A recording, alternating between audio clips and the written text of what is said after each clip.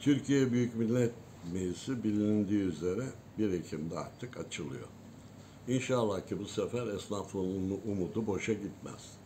İlk evvela enflasyonla mücadeleki hedeflere ulaşabilmesi için esnaf sayısının yani piyasadaki rekabet unsurunu oluşturacak kesimin meseleleri gündeme gelmeli. Yıllardır bekliyoruz. Sermaye bütün sokak aralarına kadar girdiler. Ancak fiyatları tek elden sevk ve idare ediyorlar. Hakkari'de de fiyat aynı, İstanbul'da da aynı, Ankara'da da gelir düzeyi vesaire yok. Ama önemli olan bu piyasadaki aktör sayısı çoğaldıkça fiyatların geri gelebileceğini de anlattık.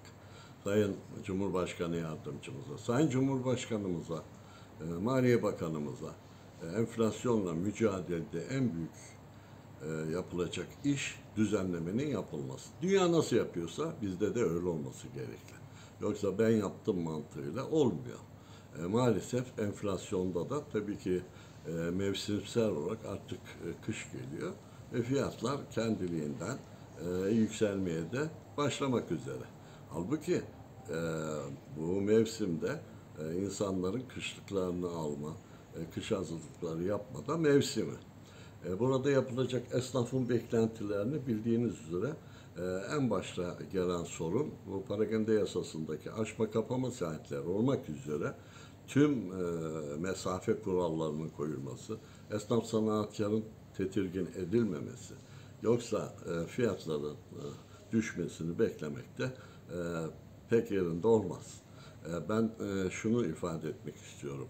Yine aynı şekilde 18 saat çalışan esnaf, kuralsızlıktan, aynı şekilde baskıdan bildiğiniz üzere büyük sermayeli, küçük sermayenin bir handikap içerisinde olması fiyatların yükselmesini de durduramıyor.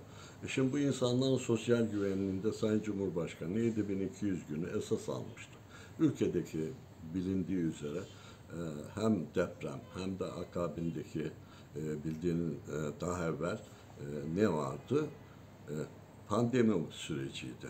Şimdi biz artık diyoruz ki o ki 7200 günü esas alalım, norm birliği yapalım. Yani memurun, işçinin ve Bağkur'un aynı çatı altında olmasından dolayı 7200 günü dolduranlar da artık sigorta primi ödemesin.